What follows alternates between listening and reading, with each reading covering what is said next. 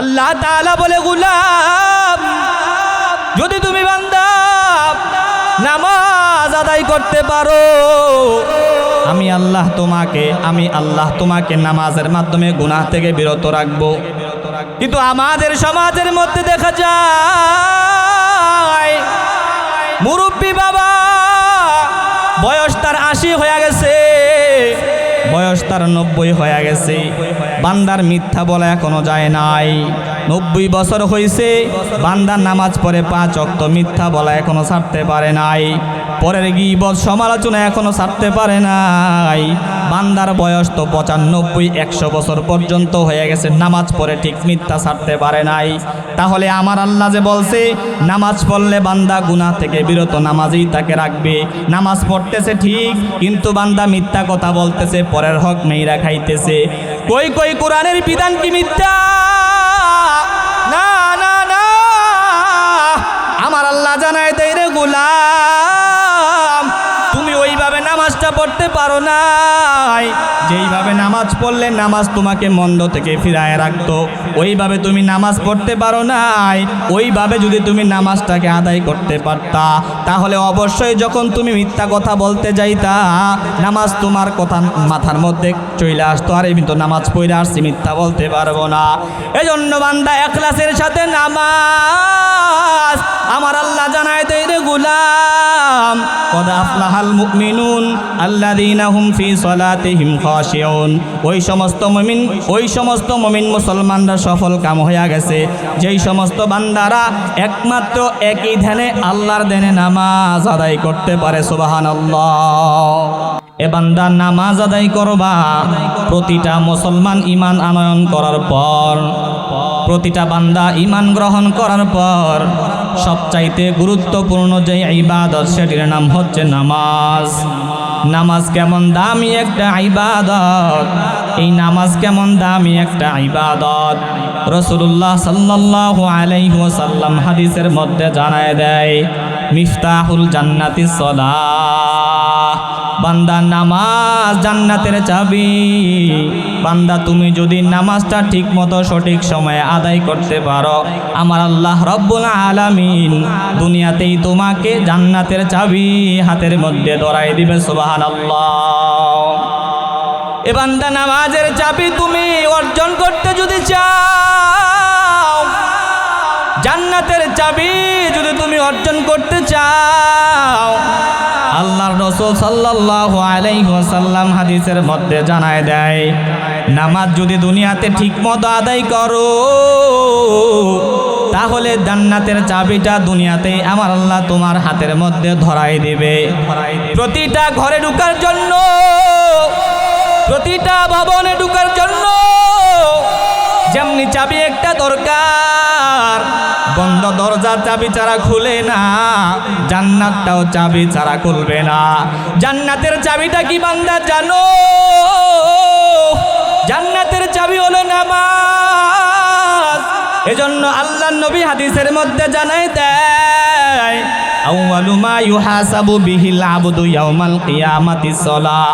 হাশরের ময়দানে যখন বান্দাকে হিসাবের জন্য দাঁড় করাইবে, হাশরের ময়দানে বান্দাকে যখন হিসাবের জন্য দাঁড় করানো হইবে, বান্দাকে সর্বপ্রথম বলবে, গোলাম হিসাব তুমি দিবা, কিন্তু সবার আগে যেই হিসাবটা দিবা সেটা তুমি নামাজের হিসাব দিতে হবে। এরে বান্দা তুমি নামাজের হিসাবটা দাও, আল্লাহ তাআলা হাশরের ময়দানে বান্দার পক্ষ থেকে সর্বপ্রথম নামাজের হিসাব লইবে। বান্দা যদি নামাজের হিসাবটা দিতে পারে, ফাইন সলুহাত সলুহাল সাইরু আমালি, বান্দা যদি নামাজের হিসাবটা সঠিক হয়, তাহলে বান্দা সবকিছুর হিসাবটা সঠিকভাবে দিতে পারবে। বান্দা যদি দুনিয়াতে নামাজ আদায় করতে পারে, হাশরে যখন আমার আল্লাহ বলবে, গোলাম বলো তুমি নামাজ আদায় করছো কিনা বলো, বান্দা যদি নামাজি হয়, তখন আল্লাহকে বলবে, আল্লাহ হা হা নামাজ আদায় করেছি। আল্লাহ এত শীতের সময় কষ্ট করিয়া ফজরে আপনাকে আমি ভুলি নাই, আল্লাহ এশারেও আপনাকে আমি ভুলি নাই, আয় আল্লাহ মাগরিবেও আমি আপনাকে বলি নাই রে আল্লাহ। ও দয়ার আল্লাহ, শত ব্যস্ততা থাকার পর শত ব্যস্ততা ফালাইয়া ওই মসজিদ থেকে যখন মুয়াজ্জিন আজান দিয়া দিছে, মসজিদ থেকে যখন মুয়াজ্জিন হাইয়া আলাস সালাহ বলিয়া ডাক দিছে, আয় আল্লাহ আপনার গোলাম আপনার ডাকে হাজির, আপনার ডাকে হাজিরা দিতে আইসা, আয় আল্লাহ ফজর পড়লাম, মাগরিব পড়লাম, ঈশা পড়লাম, আসর জোহর সব কিছুই তো পড়লাম। আমার আল্লাহ বলবে, গোলাম যেহেতু তুমি নামাজের হিসাবটা ঠিক মতো দিতে পারছো, আমার আল্লাহ তখন বান্দাকে বলবে, বান্দা ওই বান্দাকে, ফেরেশতাকে বলবে, ওই বান্দাকে সহজে হিসাবটা তুমি কইরা দাও, হিসাব তার জন্য কঠিন করিও না। এজন্য গোলাম এই নামাজ যদি না পড়িয়া দুনিয়া থেকে আমরা বিদায় হই, তাহলে কিন্তু আল্লাহর সামনে আমরা সহজেই হিসাবটা দিতে পারবো না। নামাজ যদি না পড়ি আখিরাতে সর্বপ্রথম আমরা ধরা খাইয়া যাইব। এজন্য নবীর আরবি সাল্লাল্লাহু আলাইহি ওয়াসাল্লাম কত আল্লাহর আশিক, আমার আল্লাহ তাআলা নবীকে কোরআনে জানায় দেয়, পয়গম্বর আপনার জীবনে কোনো গুনাহ নাই, আপনার জিন্দেগিতে কোনো গুনাহ নাই নাই গো নবী, তারপরও আমার আল্লাহ জানায় দেয়, লিয়াগফিরা লাকাল্লাহু মা তাকদ্দামা মিন যামবিকা ওয়া মা তাআখার। ইয়া রাসূলুল্লাহ, নবী আমার আপনার যদি কোনো ভুল হয়, সব ভুল সামনের পিছনের সব ভুল আমি আল্লাহ ক্ষমা করিয়া দিলাম। আমার আল্লাহ নবীকে ক্ষমার ঘোষণা দেওয়ার পর তারপরেও নবী আমার 5 ওয়াক্ত নামাজ পড়ার সাথে সাথে নফল নামাজের এমন পাবন্দি করতেন, নবী আমার রাতের বেলায় যখন নামাজে দাঁড়ায়, নবী আমার নামাজে দাঁড়াইয়া এত লম্বা কেরাত পড়তেন, এত লম্বা লম্বা নবীজি নামাজ পড়তেন, হাত্তা তান্তাফিকা কদামা, হাদিসের মধ্যে আসছে নবী নামাজ পড়তে পড়তে নবীর পা মোবারক, নবীজির পা মোবারক কেমন ফুলে যাইতো, যেমন একটু পরেই যেন নবীজির পা মোবারকটা ফেটে যাইবে। আমরা গুনাহগার উম্মত হওয়ার পর 5 ওয়াক্ত নামাজের তো খবর নাই, নফল তো অনেক দূরের কথা। এজন্য বান্দা নবীর আদর্শ যদি গ্রহণ করতে চাও, নবীর সুন্নতের অনুকরণ করতে হবে। জান্নাত যদি পাইতে চাও, এ বান্দা নামাজের কোনো বিকল্প তোমার নাই। হাসরের ময়দানে আমার আল্লাহর নবী যখন আপনাকে ডাক দিয়া বলবে, উম্মত এত কষ্ট করিয়া তিনি ইসলামকে তোমার মাঝে রাইখা আসলাম, আমার এই কষ্টের বিনিময়ে আমি যাই ইসলাম ধর্মটা তোমাদের কাছে দিয়ে আসলাম, কিন্তু তুমি বান্দা, তুমি উম্মত কি আমল নামা নিয়ে আজকে আমার সামনে হাজির হয়েছো। এই বান্দা তোমার এই আমল নামা দেখার জন্য দুনিয়াতে আমি এত কষ্ট করি নাই। নবী আমার জানাই দিবে, হে উম্মত সুহকান সুহকান লিমান গায়্যারা বাদি, আমি এত কষ্ট করিয়া যে ইসলামকে তোমার মধ্যে রাইখা আসলাম, ওই ইসলামকে তুমি ঠিক মতো মানতে পারো নাই রে বান্দা। 5 ওয়াক্ত নামাজ ঠিক মতো পড়তে পারো নাই, সুন্নতের পাবন্দি তুমি করতে পারো নাই। যাও যাও যাও যাও, আজকে তুমি আমার থেকে দূর হইয়া যাও, আজকে তোমার জন্য আমি সুপারিশ করব না। এজন্য বান্দা নবীর সুপারিশ যদি পাইতে চাও, 1 নম্বরে আমল হচ্ছে রাসূলের সুন্নতের ইতাআত করতে হবে, রাসূলের সুন্নতের মুহাব্বত। 5 ওয়াক্ত নামাজ অবশ্যই অবশ্যই আমাদেরকে পড়তে হবে রে বান্দা। আল্লাহর রাসূল সাল্লাল্লাহু আলাইহি ওয়াসাল্লাম কেমন ভাবে নামাজ পড়তেন, নবী আমার এত লম্বা সেজদায় সেজদার মধ্যে সময়টা কাটাইতেন। আম্মা জান আয়েশা মাঝে মধ্যে মনে করতেন রাসূল কি তিনি মৃত্যুবরণ করছে নাকি, মাঝে মধ্যে আম্মা জান আয়েশা অবাক হইতেন, অবাক হইয়া বলতেন, ইয়া রাসূলুল্লাহ, ওগো আল্লাহর নবী আপনার তো কোনো গুনাহ নাই, আপনার তো কোনো গুনাহ নাই, আল্লাহ তো আপনার সব মাফ করিয়া দিছে, তারপরেও কেন আপনি এত নামাজ পড়েন পয়গম্বর, এত কেন নামাজ পড়েন? নবী আমার জানাই দেয়, রে আয়েশা, যে আল্লাহ আমাকে এত সম্মান দিছে, যে আল্লাহ আমাকে এত মর্যাদা দান করছে, যে আল্লাহ আমাকে উভয় জগতের জন্য রহমত হিসাবে পাঠাইছে, ওই আল্লাহর আমি কি ওই আল্লাহর শুকরিয়া আদায় করব না? আমি কি ওই আল্লাহর শুকরগুজার বান্দা হব না? এজন্য আয়েশা, আমি আমার মালিকের শুকরিয়া আদায় করার জন্য এত লম্বা লম্বা নামাজ সময়ের মধ্যে কাটাই দিই।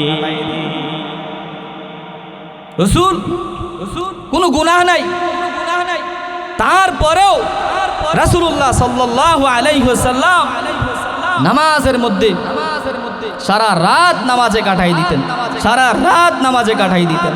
আম্মা জান আয়েশা বলি, ইয়া রাসূলুল্লাহ, আপনার তো কোনো গুনাহ নাই, আপনি এত লম্বা নামাজ, এত লম্বা কিরাত, এত লম্বা সিজদা আপনি কেন করেন? এত কষ্ট কেন করেন? নবীজি বলে, আয়েশা, যে আল্লাহ তাআলা আমাকে এত মর্যাদা দিছে, যে আল্লাহ আমাকে এত সম্মান দান করছে, আমি কি ওই আল্লাহর শুকরিয়া আদায় করব না?